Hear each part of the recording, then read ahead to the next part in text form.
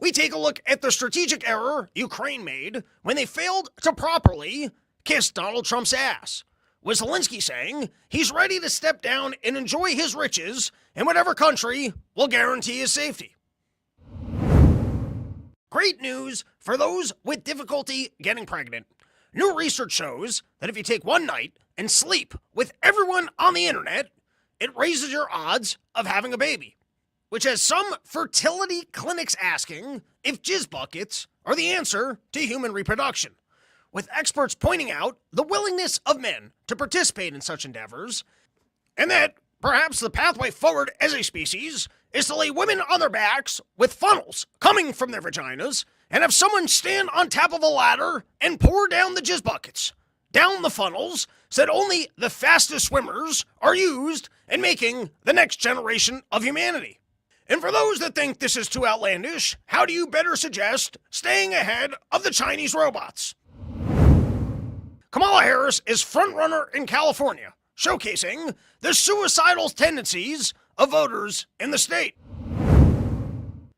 New regulations in place, making it that pharma companies can no longer advertise on television, creating a last opportunity to advertise foot cream that may leave your feet itchier and lead to suicidal thoughts.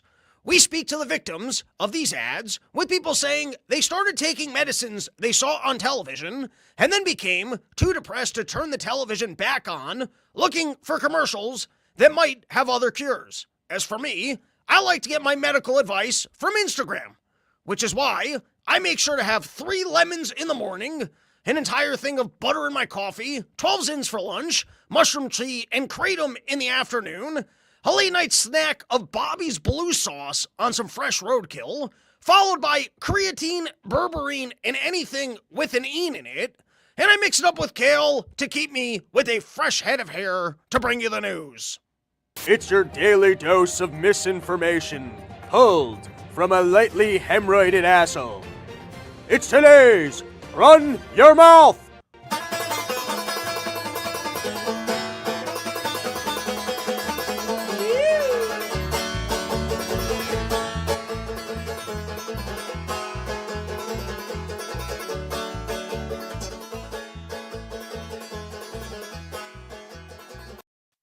What is up, everybody? Welcome back to a brand new episode of the Run Your Mouth podcast. And I swear, people, there are podcast equipment ghosts out there, because not only did I spend days last week on Adderall putting together this brand new podcast board, getting the largest microphone on podcast, and I see you, Mitch, in the comments saying that if I want to impress you, I better put some bricks on the microphone and make it increasingly heavier over time. And who knows, maybe we'll do that. But anyways, I even did an episode of Part of the Problem earlier today, which is going to be coming out in 30 minutes. And then in that juncture of time, I cannot explain this to you. I don't hit the random equipment on my desk. I've killed off all the interns. You know, they were doing a chicken culling and they were getting rid of all the chickens so that the egg prices would go up. It was the last thing that Donald Trump did. I mean, I'm sorry. It was the last thing Joe Biden did to piss off the country, as he said, hey, let's make this other guy look bad and let's kill off all the chickens so they don't have any eggs. And by the way, I've said it 100 times. I'll say it 100 more. Listen to the show, live in the future, and celebrate being right, because my fat ear to the ground, I called it 3 weeks before people were reporting the egg problem. I said, the eggs are disappearing. You can come over to my fridge right now. I got like 9 things of the good pasture-raised eggs. Pasture-raised eggs, they're might be driving up my cholesterol, but they seem to be fixing my other health problems. But anyways, I literally did an episode 3 hours ago, came in here trying to get one done before Part of the Problem goes live, and then the board is not inputting the sound, and I pressed enough buttons that I'm now using a different input. I'm using the digital input instead of the regular input. Listen, same as I called it on the egg prices going up, someone's got to look into these podcast equipment ghosts who keep ruining. And you know what? My lead-in bit for today is I wanted to talk about how retarded people are. That's what I wanted to talk about. But now I feel like I have not earned my right to complain about how dumb other people are when the basics seem to still be a problem for us. But we'll get into it. You know what? We'll pretend like we had no tech problems whatsoever. We came here with a fresh face of hair, makeup done, looked real pretty. Everything was cooking. And I had this thought because, you know, I lift in the living room and sometimes I go to the gym. I sit in the sauna and I swim. I do that maybe once or twice a week. And, you know, there's a lot of confusion around doors, almost too much confusion around doors. You know, people are opening up doors when you're a full 3 blocks away, and then you got to speed up and you feel like a schmuck. And then other times people are too far away and you're like, I think I'm supposed to hold the door open. Let's just get rid of holding open doors unless someone's exactly 3 steps. Doors are not that hard to open. If someone's within 3-step distance of a door, you hold the door open for them. Anything else, it should be considered rude of you to hold the door open because you're rushing the other individual, making them feel like you're like they're imposing on you by not going through the open door. But I've noticed this thing.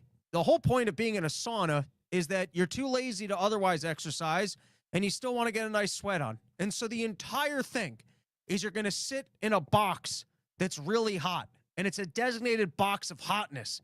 And in order for there to be a designated box of hotness, you got to keep the door closed, because if you open up the door, you no longer have a designated box of hotness. You just have a heater for the rest of the locker room, and you're not going to have a hot box. You want to have a hot box. And did these people smoke no weed in high school? Do they not understand the concept of hot boxes at all? And I've noticed these people, and they open it. What's going on in this room? Oh, it's kind of hot. Oh, all right, maybe I don't want to sit in there. And they ruin the entire sauna because they just keep opening up the door, checking it out. They're like, all right, I guess it's kind of hot. I'll go get my stuff. I'll go sit in that too.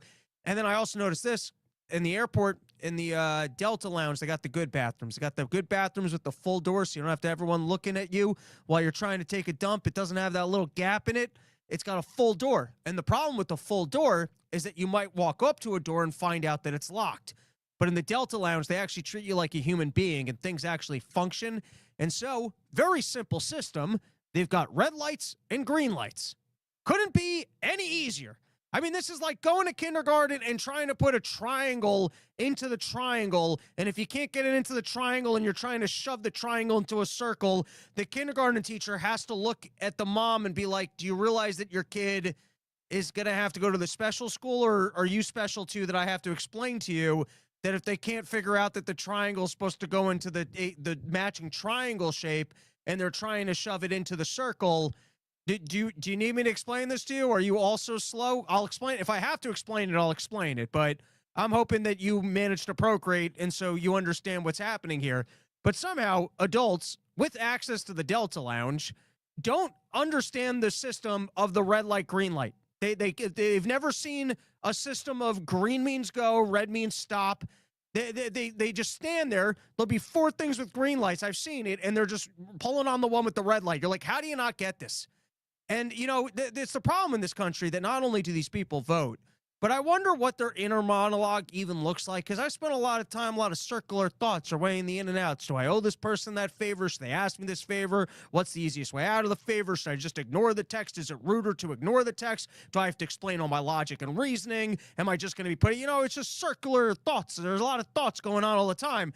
And I'm convinced that if I could see the inner monologue of the guy who's trying the red door when there's 3 green lights next to him, I think it's just flat. I think those people are living better lives than the rest of us, where it's just pure nothingness. It's maybe just like a nice light hum, like your neighbor's running his wood saw machine. It's just nothingness. Or maybe it's just the same thought, like a goldfish. It's just like, oh, I've never seen this before. Oh, wow, I get to turn another corner. Oh, wow, there's a corner here again. Do you think they just have like really simple thoughts where it's like they don't get it and they're like, oh, it's the door locked, it's locked. What is this? Was that would be open? You think it's like actually like the inner monologue of a full-scale dumbass, like a Fetterman, but like a post-stroke Fetterman? Or do you think it's just nothingness? Like if you could, imagine if an alien could give you a receiver where you could just like tune your antenna, like you could stand in a room and just tune it and hear people's inner thoughts. I'm convinced that some of the dumbasses of the world, you'd be surprised by that there's just nothing there.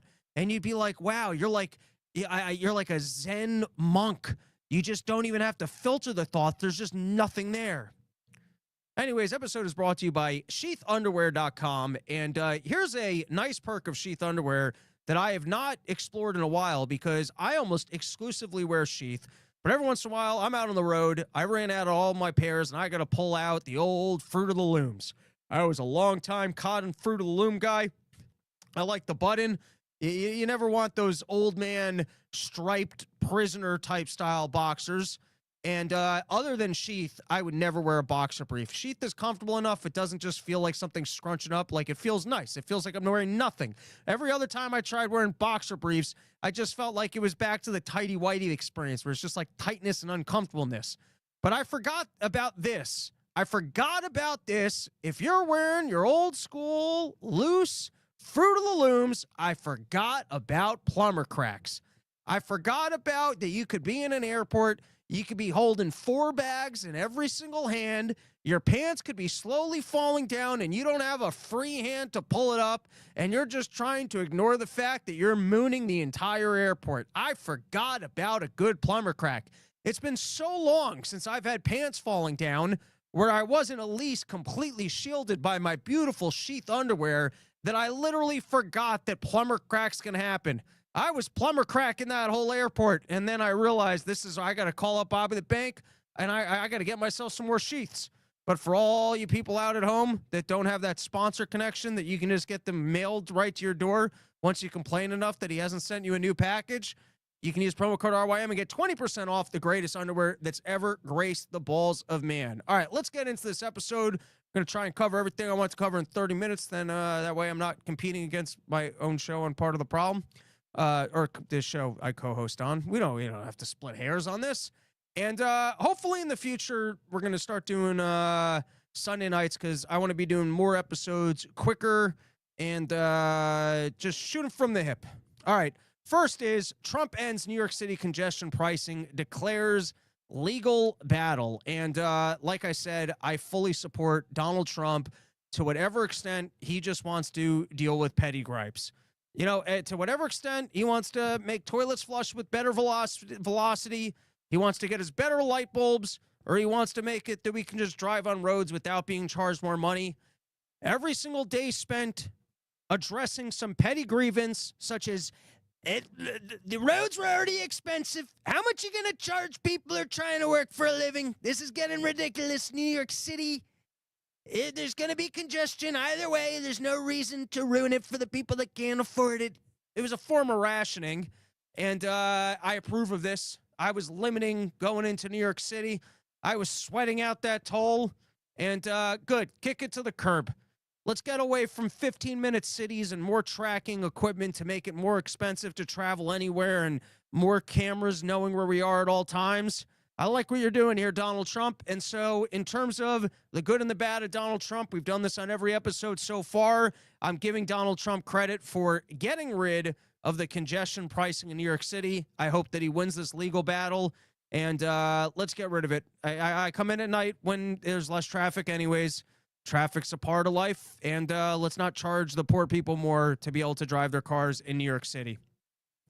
Runaway Slav, Mike Harrington is still upset that congestion pricing is gone because he's back to paying for parking tickets. That sounds like a fun take. It sounds like a Harrington logic. I'm sure it makes no sense, but sounds like Harrington.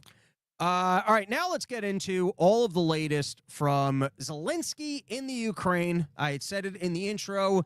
Zelensky made a big mistake criticizing Trump. I don't know what leverage he thinks he has. I don't know how he's going to continue this war without us. And well, let me tell you, you don't want to mess with, like, if you need Donald Trump on your side, everyone who has a cabinet position with Donald Trump right now is because they were really good at kissing his ass. If there's one thing you got to know is you don't want to butt heads with Donald Trump, and you don't want to be the one guy that didn't kiss his ass, because he is the queen gay of all the queen gays. Nobody insults better than Don. You want to play this game? And so they came back hard. They're like, that actor doesn't even know the part that he's playing anymore. Believe in the role. And I'm telling you, I mean, if you were looking for U.S. support and you're going to start criticizing Donald Trump in public, you're in for trouble. Not only that, he'll side with Putin. The whole world would agree with him just because it'll be like, yeah, that Jewish kid was being a little bit cunty. All right. And so the latest doesn't really make sense to me, because Donald Trump, he's sitting down with Putin saying, we got to negotiate. We got to put an end to this thing. And then he's also talking to Zelensky and basically saying, we'll continue. This lacks clarity. Is it we'll continue to fund the war, or we're going to give you a security guarantee that does not include being in NATO, but still includes that the U.S. will give you a security guarantee if Russia comes back and tries to reinvade and take more territories. But in order to do so, you're going to have to actually pay us for the security moving forward, and it's going to be 50% of your mineral rights. And at this point, Zelensky's done for. I mean, if you don't have U.S. support, what are you going to do? You're just going to slowly lose more and more territory, more and more lucrative areas to Russia. Are you going to fight without the American support? I mean, if you just continue to piss off Donald Trump and say how much of an evil meanie pants he is, and then he just teams up with Russia, I mean, it sounds to me like you're going to be shit out of luck. And not only shit out of luck, in sales, they talk about urgency. If you can create urgency, that's a win. And that's why you got to lie to people on the phone to pretend like there's urgency when really they got all the time in the world to make a decision.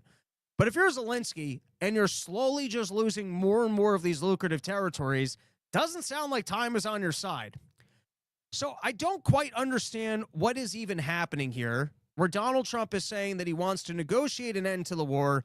This war has been stupid from the start, never would have happened with Donald Trump in charge. And Ukrainians are dying for no reason. It's costing us too much money. Ukraine can't possibly win, so we got to call it a quits. But we'll give you a security guarantee if you throw us some of these mineral rights. So let's explore a few more of these articles. This is the latest from the Wall Street Journal. Ukraine Zelensky wants better terms on mineral deals demanded by Trump. And then this was from the BBC. And it's interesting to me that now we're seeing all these articles about the minerals that exist out in Ukraine. I mean, for all the talk at the beginning of the war, I mean, just think about, guys, you can go back down the Run Your Mouth archive of how many times we talked about how dumb this war was and that it was not going to help the Ukrainians in any capacity. And hey, Ukraine has to be in NATO was a very stupid move by Biden. But then when you throw on that apparently some of the most lucrative areas on Earth for the next generations are what they're claiming, the amount of good minerals that are right in the ground, right on the borders, you think you wouldn't chance that to just being lost to Putin. You would think that you would have a little bit more foresight. This was from the BBC. I'm just saying, to add to all of this stupidity, the fact that golden land was right on the border, you would think maybe you wouldn't want to, like, in other words, imagine a Fort Knox. Nah, it's a bad example. All right, BBC. What minerals does Ukraine have? Kiev estimates that about 5% of the world's critical raw materials are in Ukraine. This includes some 19 million tons of proven reserves of graphite, which the Ukrainian Geological Survey States Agency says makes the nation one of the top 5 leading countries for the supply of the mineral. Graphite is used to make batteries for electric vehicles. Ukraine also has a third of all European lithium deposits. All right, and now this was also from the Wall Street Journal. In terms of just trying to understand what it is that Donald Trump is pushing for, where we're both going to have peace with Putin, but then we're going to work out some sort of a security guarantee with the Ukrainians where we get 50% mineral rights. And by the way, 50% mineral rights is not necessarily a bad deal if we're putting in all the money to develop the land. If the idea is, hey, it's basically like a mining deal where, listen, we're going to spend all the money mining it and then we'll cut you a check for 50% because you currently own it. That's probably not even that bad of a deal. But in this case, as to what Donald Trump is even going for, which is, I guess, peace with Putin, not joining NATO, but the war's going to be over and we're going to get mineral rights and a security, and your guys are going to get a security guarantee. So this is from the Wall Street Journal. Kiev presses for better deal with U.S. on mineral rights. Trump's Treasury Secretary, Scott Bessent, said there was no military guarantees in the proposed deal, but called such guarantees implicit because the U.S. would be so heavily invested in the Ukrainian economy. We want to intertwine the U.S. and Ukrainian economies for the benefit of both, he said, adding that the Russians hate this deal. Bessent said that the verbal assaults between Trump and Zelensky seem to put a bit of daylight between us, but he said that he is confident that there is no, I don't know what this daylight talk is. I don't know why I highlighted that. All right, here's what's crazy to me. Doesn't this just sound like the Taiwan semiconductor situation once again? If, like, in other words, I guess Taiwan theoretically is a strategic asset to the United States of America because of how many semiconductors that they have. But if China decides that they want to go and invade Taiwan, are we actually going to go to war with China over Taiwan? And then would it make sense now that we know that we really need those semiconductors and that perhaps if you want to say that China is an enemy, so does it make sense to have a strategic asset that's unsecured right on the border of the enemy country that you think you might have to compete with over resources? So the idea now is seemingly we're going to have peace with Russia.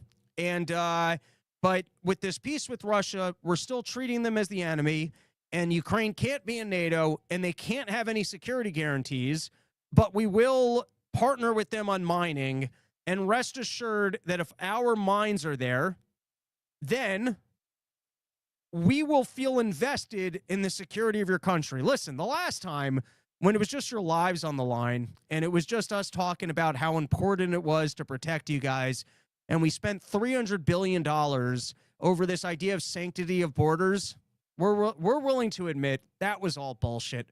We don't care about the sanctity of borders. We don't care if you guys all die. What we care about is our strategic assets.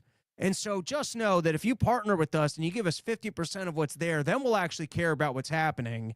And unlike being in NATO, we can't actually just put the military equipment here. But if that Putin guy decides to be aggressive again, then we'll come back in here and kicks his ass. Any of this make any sense to you guys? I mean, listen, Ukraine's getting fucked no matter what because they were already fucked by Biden, in which at the beginning of the war, they could have just not done it and helped the really wealthy territories. And then once the war started, at any point in time, they could have just called it a quits and said, you know what, Putin, this was our bad. Can we stop it here and you keep your territory? You can keep what you conquered, and we'll keep this part, and let's call it a quits. And if not, you know, then you're going to really be pissing off all the Europeans and the Americans who are claiming that you're trying to take over all of Europe. And so if right now I'm telling you I won't fight you anymore and you can just keep those territories, and then we won't do the NATO thing, and you want to keep moving east, then that kind of showcases to everyone that you actually are trying to just take over territories. And so listen, Ukraine lost, and then they just lost more and more and more because of the dumb Biden policy of we refuse to say that they won't be in NATO. And until this comes to an end, it sounds like more people are going to die, and Ukraine's going to end up with less of the lucrative territories, which, as I said at the beginning of the show, why would you risk the war if all the good shit's right at the border? That doesn't make a lot of sense to me.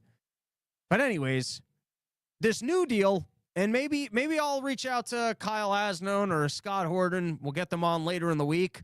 But does any of it make it? What is this New Deal? So we're going to end the war, and Ukraine will not join NATO, but they're going to give us 50% of the mineral rights because we fucked them already and killed off most of their soldier and fighting force. And so unless you guys want to have to pay us on the bill of us getting most of your country killed, you better cut us a deal on these minerals. All right, I think that's it from this topic. Let's take a couple comments. Before we do, thank you to our other sponsor, YoKratom.com, home of the $60 kilo. Only place in the entire world you can get an entire kilo of kratom for just $60. All right, we've got matzo balls. Wonder if Obama and the Bidens knew about all these rare earth minerals.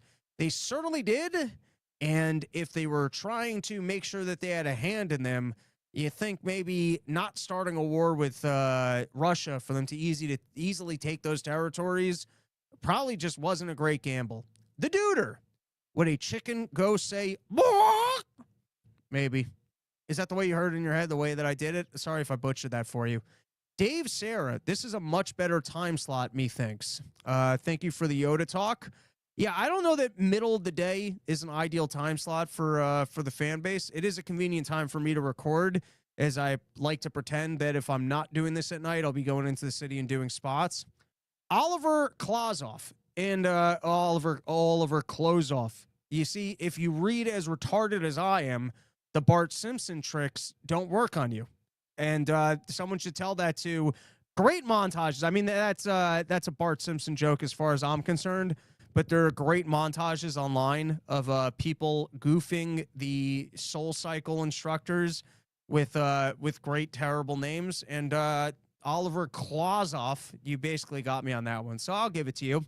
And before I read your comment, ADD here, but hopefully the new schedule is going to be late night Sundays, Wednesdays midday, and then Friday for subscribers once we get the episode up. And then who knows, maybe we'll get to a point where we're daily, and maybe even in the mornings before you guys wake up for work, you'll get the news briefs.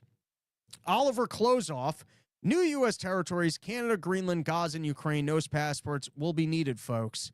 All for areas I have no interest in going to. Jamie Johnson, yes, it makes sense. Russia is not our problem. If we're going to be involved, we should gain something from it. I don't know if I agree with you on that one. I agree with you if at the outset of the war, Ukraine came to us and said, hey, we want to fight these people, and we'll cut you in on the deal, and we've got all these minerals here, so why don't you partner with us? You give us all this military equipment, we'll throw you the minerals. Then I see where you're coming from of, hey, if we're going to be partnering with them, why don't we get something out of it? But I think we were kind of running the show the whole time, and we kind of convinced Zelensky to do something that wasn't in his or his country's best interest. And maybe it turns out that the mineral deal is actually even a win for them because it means U.S. investment in the area, and that they'll be able to develop these things that they otherwise would just be leaving in the ground. And that means newfound wealth and a win for both of us. But if that's the case, the whole threat of looming war in America, security guarantees, I don't know, something's missing from the story. All right, let's take one more comment, and then let's get back into it. Well, good night. 14F down. I'm not going to read that one. That sounds, oh, wait, okay, it is a joke. Who wants to be the Pooh Bear to my CIA honey trap? For all those in the live chat, remember that if 14-year-olds are thrown at you, the answer is no, you are not interested. Nanobots and sperm, and they shouldn't be listening to the show anyways. This show is adults only. All right? So if there's children listening, you're uninvited. Go tell your parents on yourself, and play video games and do things that make more sense for your age range. Nanobots and sperm, a step forward or back in evolution. And, you know, people, the idea here is if you got weak sperm, you can get nanobot swimmers on the sperms so that the nanobots drive your sperm all the way. They get the lasers on it, and they shoot off whatever's in the woman that doesn't want the sperm to actually get into the egg, which is the whole process. There's an obstacle course. Usually there's an obstacle course there to make sure that you got strong swimmers. And so now science is coming in with nanobots so that if you've got weak swimmers, it can still get through the obstacle course. And then people are going, well, then if you get the weak swimmers impregnating the women, you're going to end up with the shitty, goofy kids that shouldn't have been made anyways because they're from the weak swimmers. But now you got to realize this is a scientific development, so it could turn out that the slowest sperms were actually the most thoughtful sperms. You know, they were the ones with the most ADD. They were checking out little details. We don't know if those won't make for good kids. I mean, for all of evolution, we've only been going with the fastest swimmers, and maybe the fastest swimmers are the rushers. They're the least thoughtful. They're the ones that just want to get things over with. Maybe those made for bad people this entire time.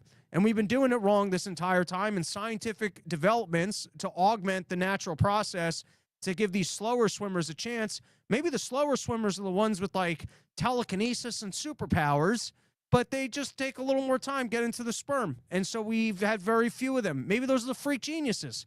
We don't know these things. I'm just saying, sure, Fauci made us all anti-science because he represented bad science and declared it to be science.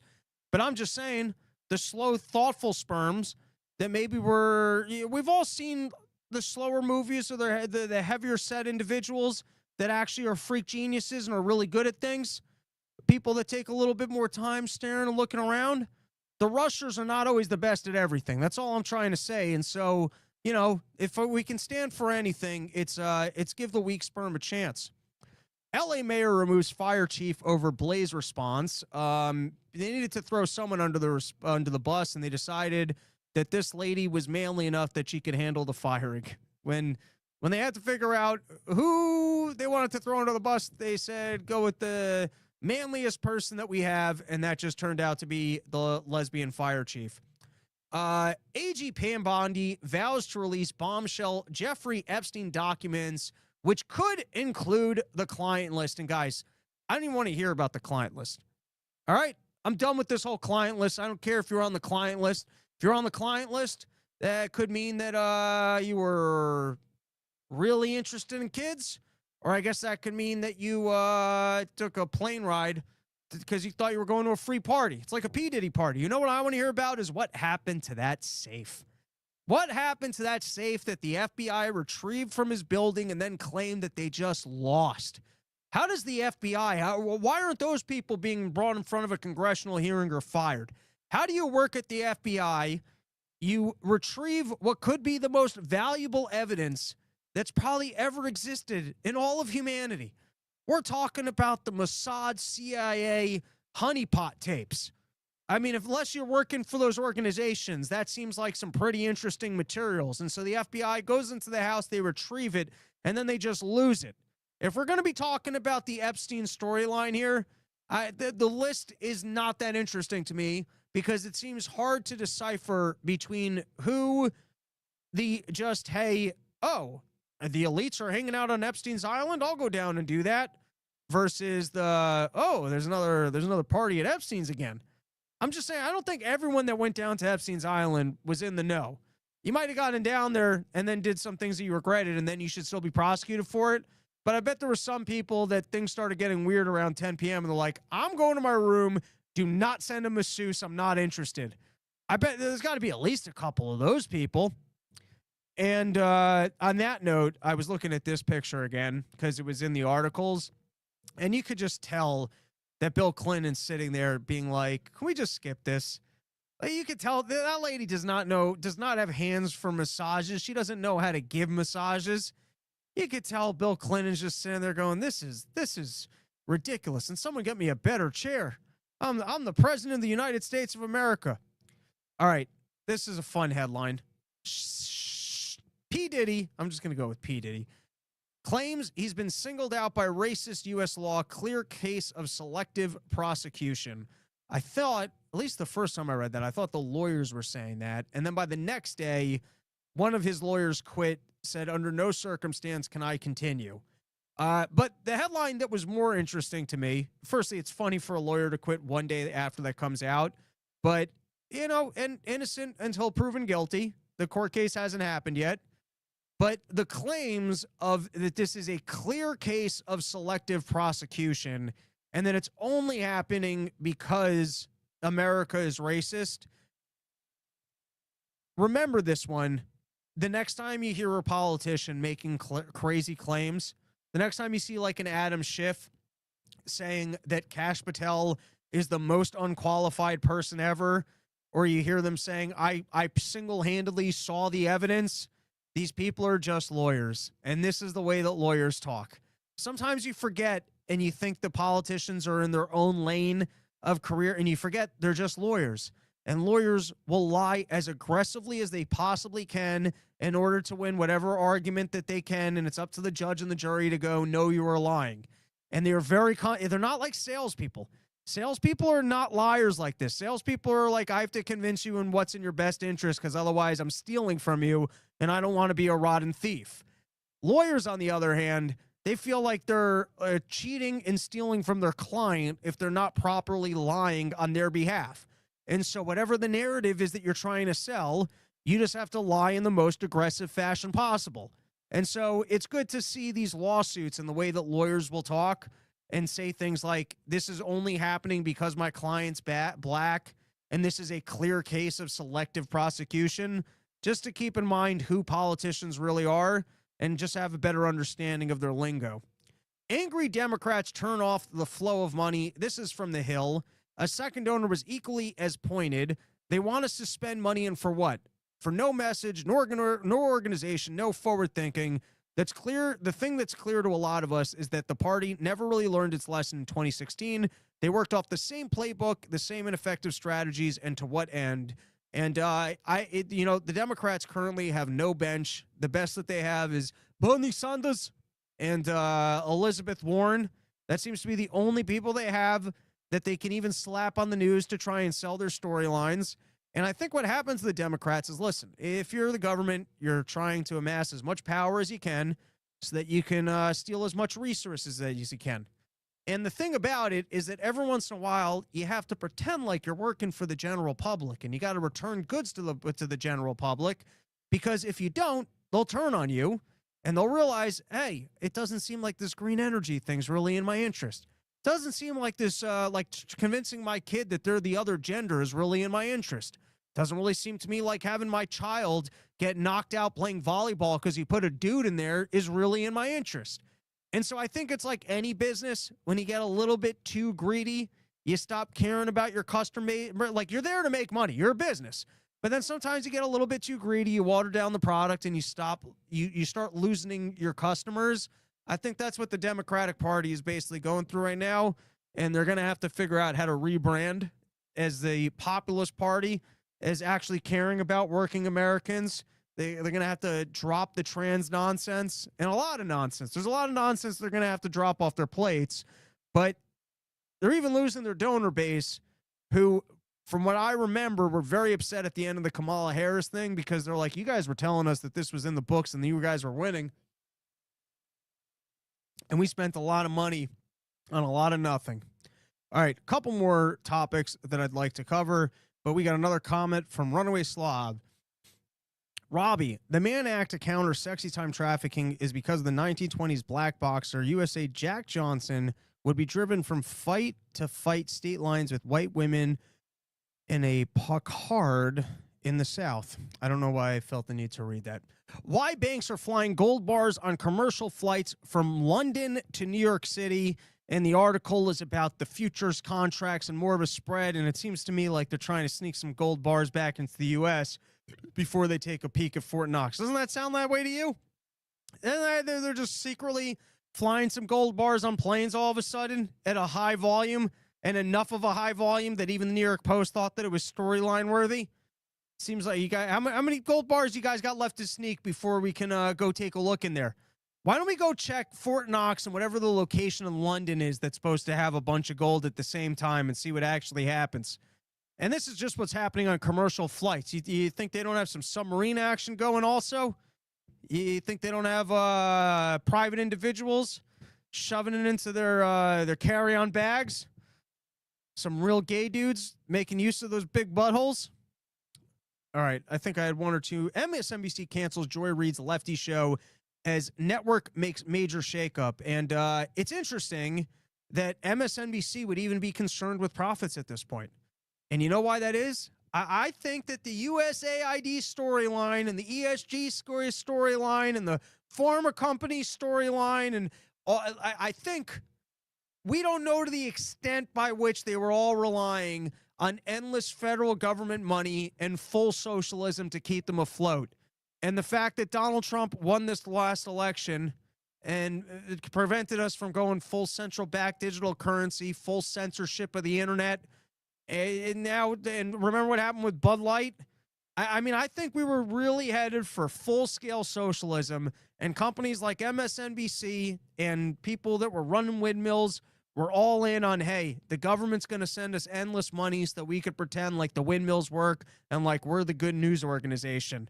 And now that the free ride on that stuff is over, the internet remains free. People like me are able to get independent sponsors like Sheath and Yo Kratom, and we're able to do episodes. And at some point, if you guys want to do nothing other than not report the news on your networks, people are going to try and find truth and information. And for all the yelling that you guys tried to do that everything else was misinformation, it didn't really work. And it seems like these organizations are actually starting to get interested in profits because they have no choice but to actually provide actual information as they try and stay afloat, or at least they need a clean house and get some new bullshitters in, because the old class of bullshitters, everyone realizes, is completely full of shit. Or maybe it's just that these people's old contracts of, what they were able to do when they were all selling those vaccine shots, and so Pfizer was cutting them big checks. Maybe those big contracts don't make sense anymore. They forecasted for more endless government money being filtered to them through their sponsors of the pharmaceutical companies and the Boeings and the whatnots. And they didn't realize that they would restore free speech to the internet. It'd be harder to take down content, and that the sponsors would be paying to get in front of less and less people with a network that has less and less influence. But anyways, it's nice to see some of the big ones fall. It's nice to see some of the biggest dumbasses get taken off television so we could quit pretending like these guys are the elite of America. And even just to have that signal removed of this is what's worth, what was their contract? Probably $15 million a year. This is the best in journalism. It's nice to see anyone from that old world racket of just lying mouthpieces on the corporate press being removed from their posts. All right, and then last just news story that I want to share with you guys, and we'll find out if the new board plays the sound. You guys will let me know. If not, it's I think it's the last thing that I had for today. So it's not. Oh, last thing I had for today was Kash Patel being confirmed. There he is. I'm here with my hot wife, bro. We'll come back to that one. I don't have that much on it. It does have a pretty girlfriend. And there he is, separate from Donald Trump. And we'll see how that whole thing plays out. But I want to play this last video because what was interesting to me is, there are horror stories out there from Biden's open border policy. There's still storylines of missing kids. I don't know if we know about all the gang members. I don't know if we know about how many people died of fentanyl. But there's something interesting about the news lens of human interest stories, of the selective outrage of what they want to showcase to you.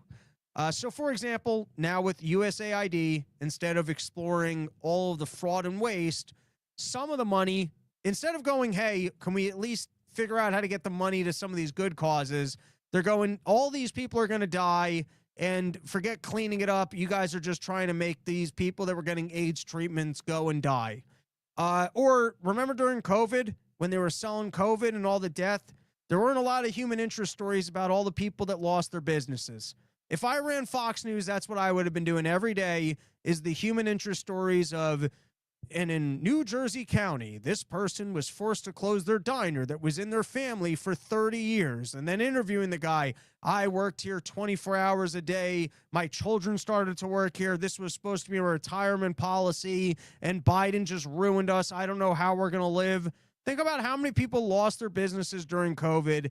And, the statistics and numbers are not as interesting or as powerful as when you actually see. It's the same way as they showed us the random people at the beginning of COVID that were dying in hospitals. They could have done just human interests of the vaccine injuries, and they could have sold that storyline. And because what you're exposed to and what's repeated more, you think no one really pays attention to numbers. It's the Jaws effect. I think I read about this in the book Think Slow, Think Fast and Slow, whatever the book was called. It was a good book. And they were saying that after Jaws came out, people were significantly more afraid of sharks. Was there a higher risk of a shark attack post Jaws? Of course not. But you're more exposed to it. And that's why if every single day on CNN, the only thing they did was showcase to you, for example, school shootings, you'd be more afraid of schools because you're being exposed to it all the time. And even for all the time that we spend online and we spend with alternative media, the news, because they still have budget, which is probably just filtered from Fed money and whatever other racket, they have the budget that they're able to do the human interest stories. And sometimes they're tragic, but how many human interest stories have they done about Yemen when Saudi Arabia was funding a famine over there?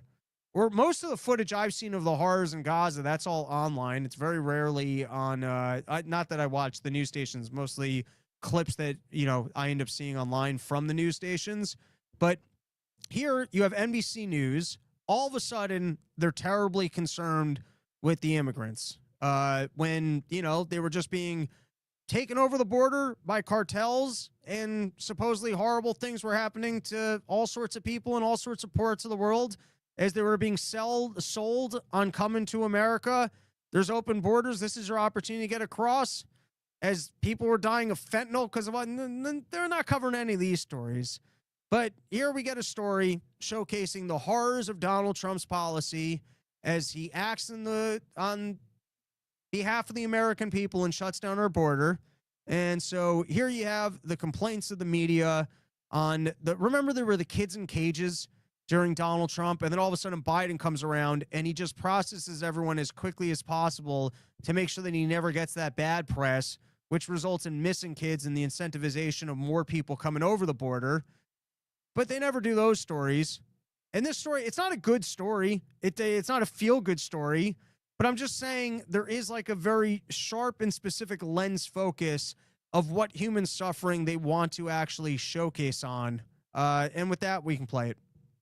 Striking scenes from the windows of this Panama hotel. Confined inside by Panamanian authorities on Tuesday, migrant men, women, and children. By the way, that looked like a Chinese guy. Even in their own video, that looks like Chinese guys. And that doesn't look like that horrible of a hotel. That looks like as nice as where I'm staying on the road. But let's continue. Tuesday, migrant men, women, and children deported from the U.S. by the Trump administration sent messages to the outside world the only way they can. Some using lipstick to write, "Help us," on the glass. Two women scrawling, "We are not safe in our own country," on papers pressed up against the... By the way, none of this is actually being done by Trump. That means Trump deported these people to Panama, and now Panama's keeping them in a hotel. This is not Trump doing this. The window, others resorting to simple gestures with their arms. An immigration attorney for one family says she was not able to speak to her clients inside the hotel. Of the nearly 3... Oh, you guys are saying that the sound is echoing on me? All right. Well, anyways, it was more the video, and I will get that fixed for the next time. Annoying, but we'll get it fixed. Not worth complaining about, and I definitely don't need to show my screen of random shit. My porn folders. No. All right, that is our episode. Thank you for hanging out on the Run Your Mouth podcast. We will be back Wednesday with another episode. I think on Wednesday I have Steven the Wonder Boy, non-scientist, coming on to tell us about what is actually in that Yale study. And then probably even be back on Friday for another episode. So we're going to be cranking out a lot of content. Houston, Texas was a lot of fun. Got to hang out with some cool peeps, came out for the shows. And then I saw a couple people wearing I saw one person wearing the Prosecute Fauci shirts, which are available at robbernsteinmerch.com. I don't know why, but don't do the www. I would have thought you need the www.http. You don't want none of that. You just want to do robbernsteinmerch.com. And you can pick up your Prosecute Fauci t-shirts and then try and get them on the news. Try and get in the background. Try and wear them at sports games. Bring them to sports games, sell them to other people, get the bumper stickers, slap them on people's cars. All right, that is our show. Thank you for hanging out. And now I'm competing against the Part of the Problem stream, so go check out that show because we talked about all different topics.